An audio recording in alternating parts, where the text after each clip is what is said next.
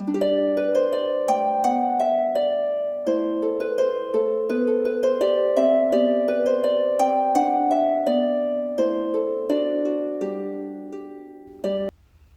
friends, and welcome to my channel, or welcome back. My name is Elise, and this is my mystical bookshelf. And today I have a treat. I read this book a while ago, but I recently re-listened to it, and it is still just as charming as it was almost 10 years ago. Today I have Lost in a Book by Jennifer Donnelly. It is a Beauty and the Beast original story, and it is basically taking place in the same time as when Belle is first captured by the Beast, and she's currently living with him and stuff, and trying to be friends with him and whatnot. I feel like everyone knows Beauty and the Beast, the movie, so I feel like that's a very common part in the movie, but that's basically where the story takes place, and it's a really cute story. I personally really loved it. I bought this book when it came out in 2017, and I read it, and I bought it because it looks beautiful. The cover, I just want you guys to take it all in. It is a beautiful cover. I love the clock, I love the swirl on the top, and I love the way the spine looks. It's really nice representation of how I think the library should look in the Beast's movie, or in the Beast Castle in the movie. But it's a really nice story. So basically it follows Belle when she's in the castle, and it's when the Beast gives Belle the library. So then she goes to clean it up. And it's really interesting because the story doesn't open up like right at that point in the movie. It sort of opens up between, so death and love are personified in this book. They are sisters. They are two beautiful sisters. There's Death, who is black-haired, very white skin, almost like a ghost. She has green eyes, red lips. She's beautiful.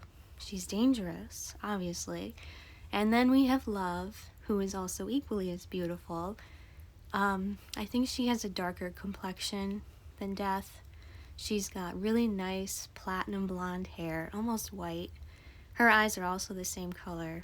Her lips are the same color. So they're like mirror images of each other.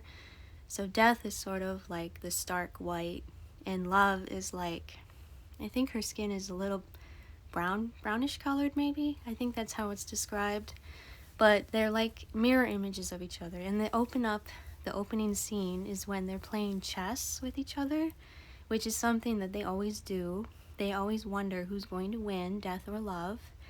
And most of the time Love wins, which is expected. So it basically opens up with them playing chess, and they make this amazingly big wager with one another, because Death kind of gets this idea, because they know Belle very well. That's what Death says.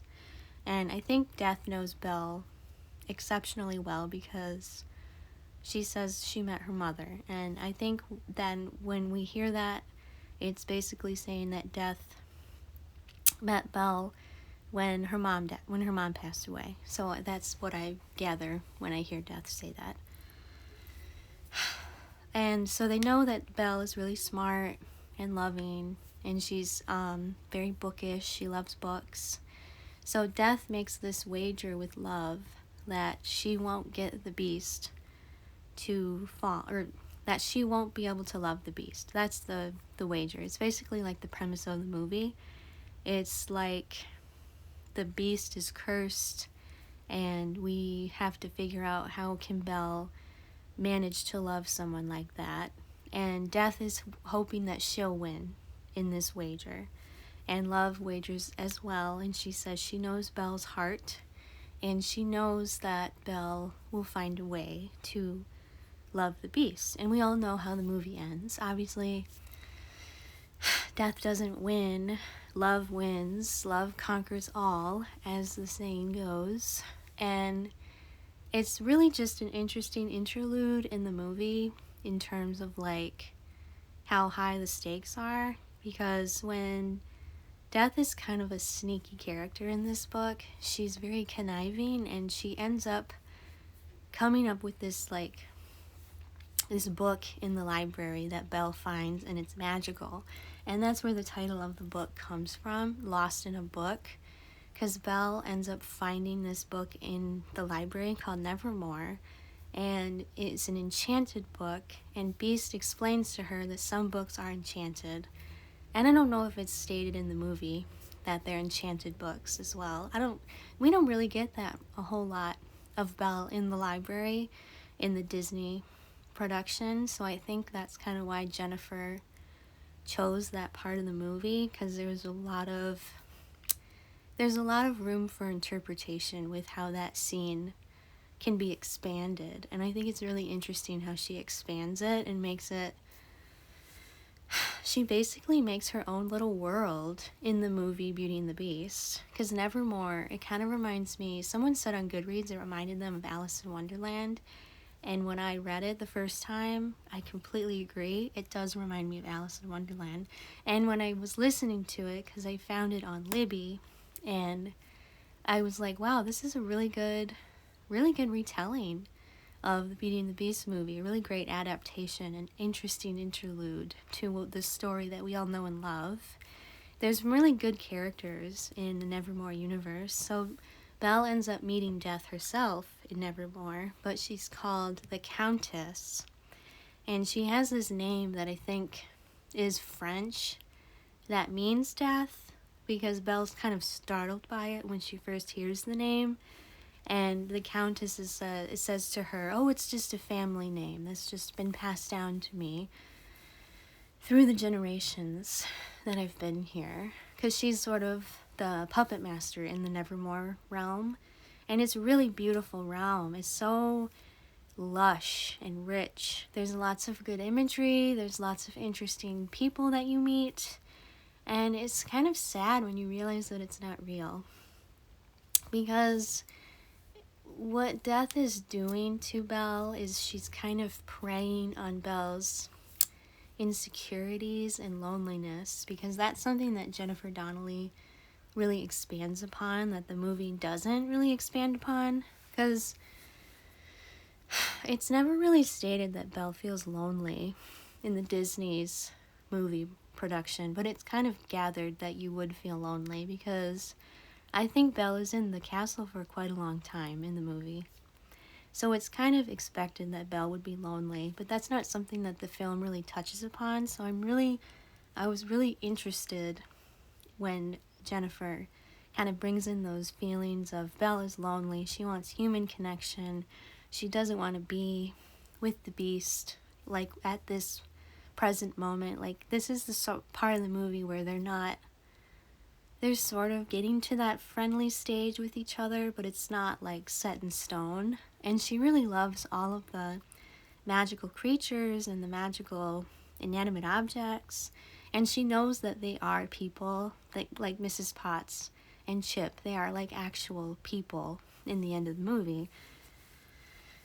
But the fact that that's all she has for company, she just feels so stifled and lonely and trapped. And that's kind of where she is. That's why she goes to Nevermore, because she, through the Countess's, what do I want to call it, reality, she meets all these interesting people because she wants to travel, and the Countess really kind of preys upon those feelings. So she makes Nevermore seem like this amazing, beautiful place. It's like a Paris countryside.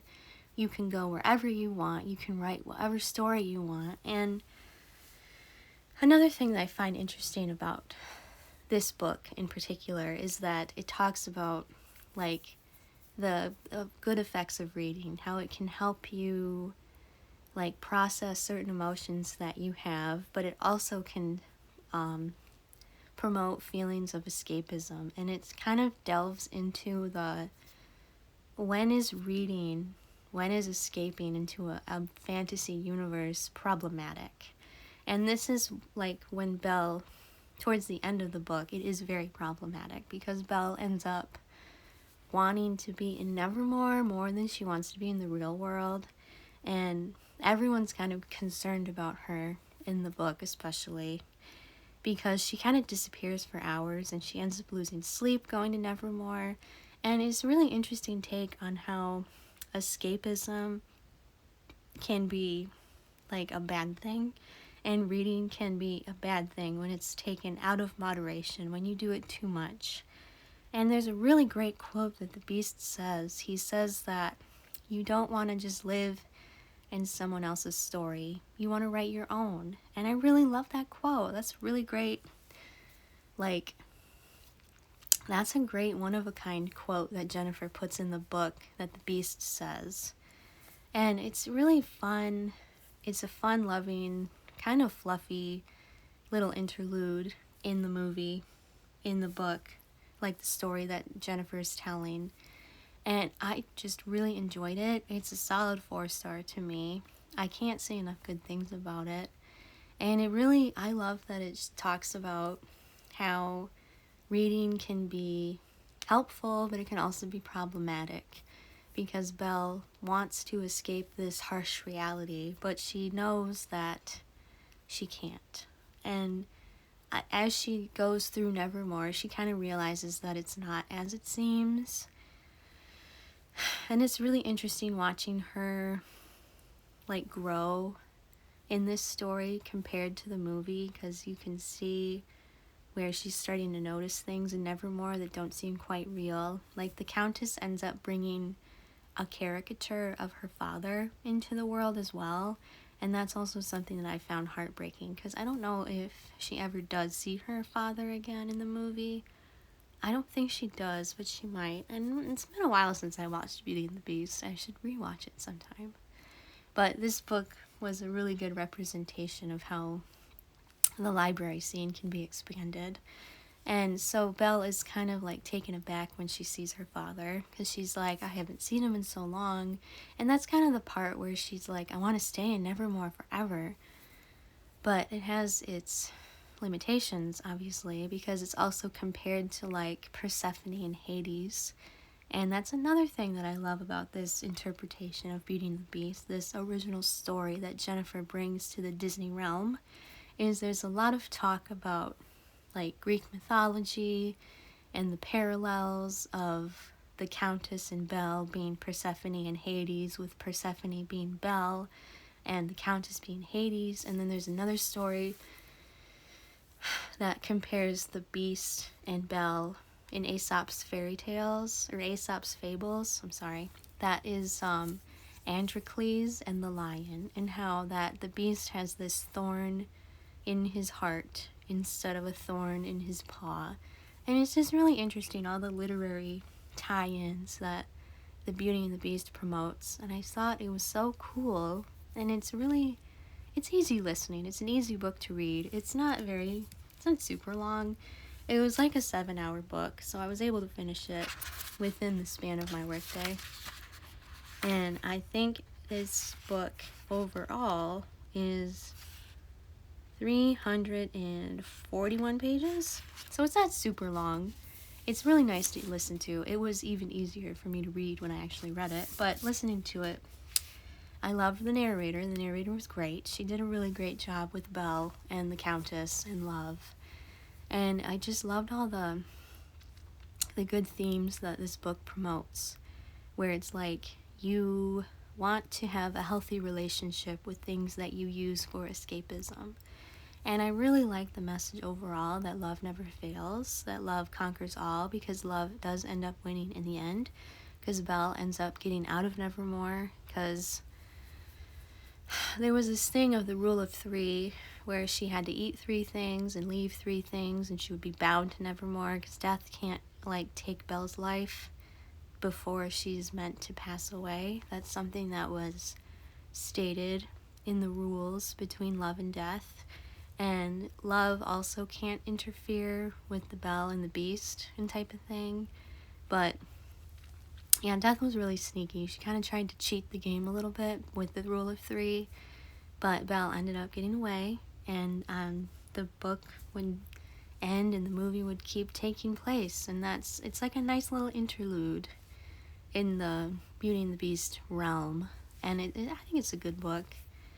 It's very fluffy and light. I would definitely read it again. I own it. I love it. It's one of my favorite books, and the writing is beautiful. I love Jennifer Donnelly's descriptions of things in the Nevermore realm.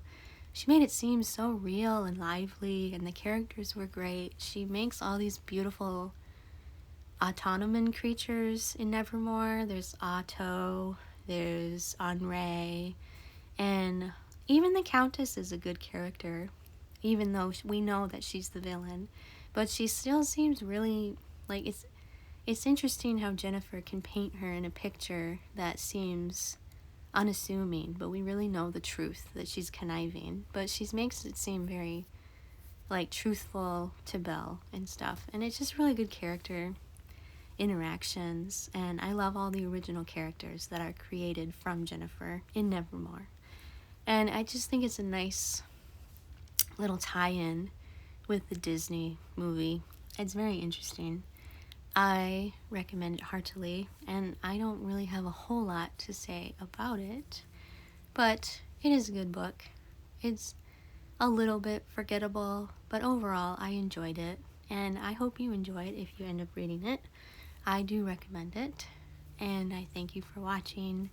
Thank you for subscribing, and I will see you in the next video. Goodbye, friends!